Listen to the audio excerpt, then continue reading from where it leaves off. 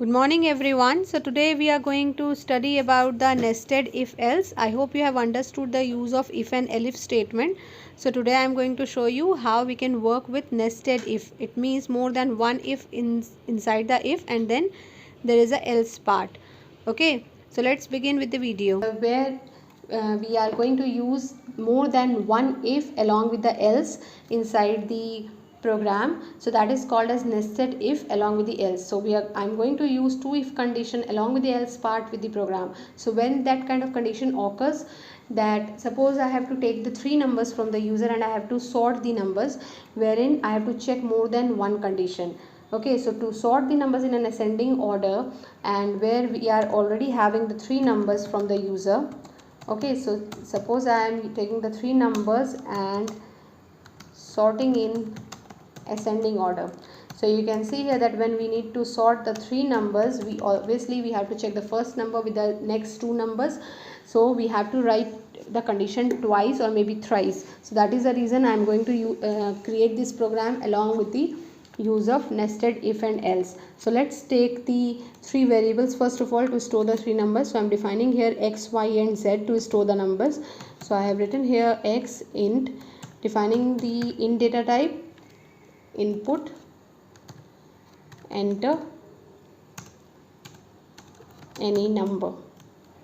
So I have written this statement for the user so that they can enter the number. So I'll copy this statement twice so that I can get the three input from the user. I'm changing the variable name. Why? Because I need to store the three numbers. Now suppose that the user enters here. First of all, let us see the logic, that how it works. We are going to execute this program that considering the x is the minimum one, and then there is y and then z. So I'm taking here the number 2, and then suppose I'm taking here the number 4, and then I'm taking here the number as 8. Okay, suppose these three numbers are entered by the user. So now as we need to sort it in ascending order, so obviously the smallest one will be the minimum one. So I'm going to take another three variables which is going to define the numbers in ascending order. So let's say I am defining here the minimum, middle number and then maximum. Okay, so these two variables are going to store the result. So I'm going to define here 0 first of all. Nothing will be here. Now the first condition is going to be here that if x is less than y, and then I'm going to use the AND operator, and x is also less than z. It means the x is the smallest one. So it means if 2 is less than 4 and 2 is less than 8, it means that 2 is the smallest one in the series. So what I'm going to do here, I'm going to store here that minimum comma mid comma max is equal to. So let us define here that considering that x is the smallest one, so I'm defining here x is the smallest one. Okay, now that's decided that x is the smallest one. Now we have to check the condition between y and z, because it can be possible that here the number is 8 and here the number is 4. Okay, so that is the reason I will take one more condition inside this if part, and I will write here that if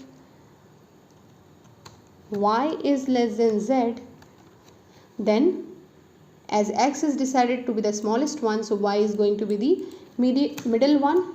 Okay, so y is less than z, it means y is going to be the middle one. So y, and then the z is remaining, so z is the largest one. Okay, now if this if part gets false, so we have to give a else part here. Else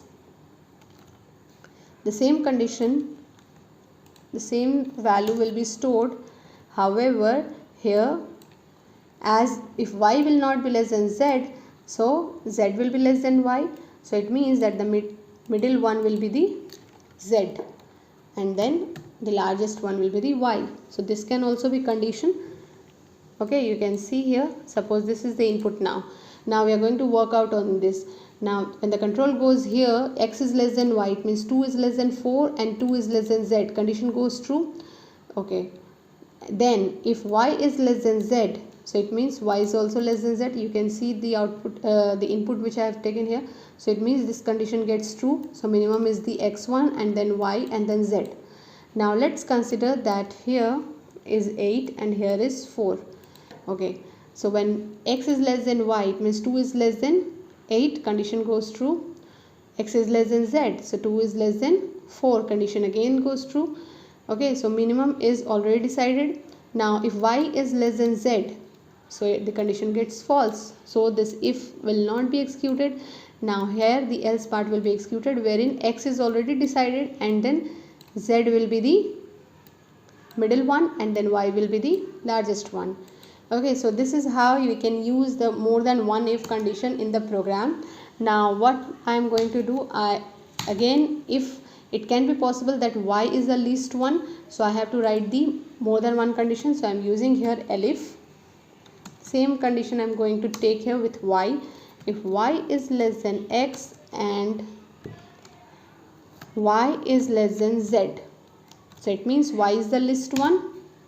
Okay, so I'll define this first. So y is the least one. Okay, however now x, between the x and z I again need to write the condition, so I am writing here again if x is less than z. So if x is less than z, it means x is the medium one and z is the largest one, and if this condition gets false, so what can be the output? The output goes, it will be opposite, so z will be the middle one and x will be the largest one. Okay, this is how it works. Now again the last condition goes when I am going to check the z1, taking z as the minimum one. Okay, so I am going to again write elif z is less than x and z is less than y. So going to define again minimum, medium and max, considering that z is the minimum one. Now what about the x and y? So again I will write one more condition. If x is less than y, so it means x is the, as z is already decided, so x is the medium and the y is the largest one, else this again it will be changed. So here going to write change the position. Okay, so this is how the three conditions get checked. I have used the if, elif and more than one if also. So now I am going to go out of the if statement and I am printing here print numbers in ascending order.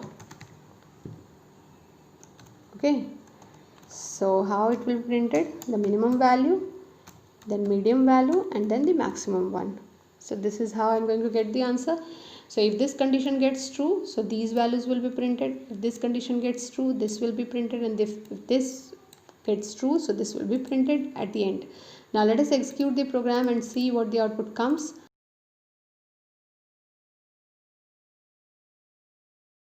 Okay, so let us enter the number here. Now suppose I am entering here 12 and then I am entering here 3 and then I am entering here 43. Okay, so you can see that it is sorted in ascending order. So now let's see how it got sorted. So suppose the number entered, I have entered here number 12 and then what I have entered? I have entered 3 and then 43. So I'll show you that how it has executed. Now suppose when the control goes here, if x is less than y and x is less than z, so it means 12 is less than 3 and 12 is less than 43. Both condition didn't get true, so this paragraph will not be executed. The control will jump to the else part. Now you can see here y is less than x and y is less than z. What is the value of y? 3. 3 is less than x and 3 is less than z also. So that is true. So now you can see that the minimum is decided, which is 3. Now if x is less than z, so x is 12 and z is 43. This condition also gets true. So here then the value of medium will be x, so that is 12 and then 43. So this gets sorted and you get the output like this. So this is how it works. That's all for today, students. Practice all these programs at home. If you have any problem, you can text me. I'll start the looping statements in the next video. Till then, stay safe, stay home. Thank you so much.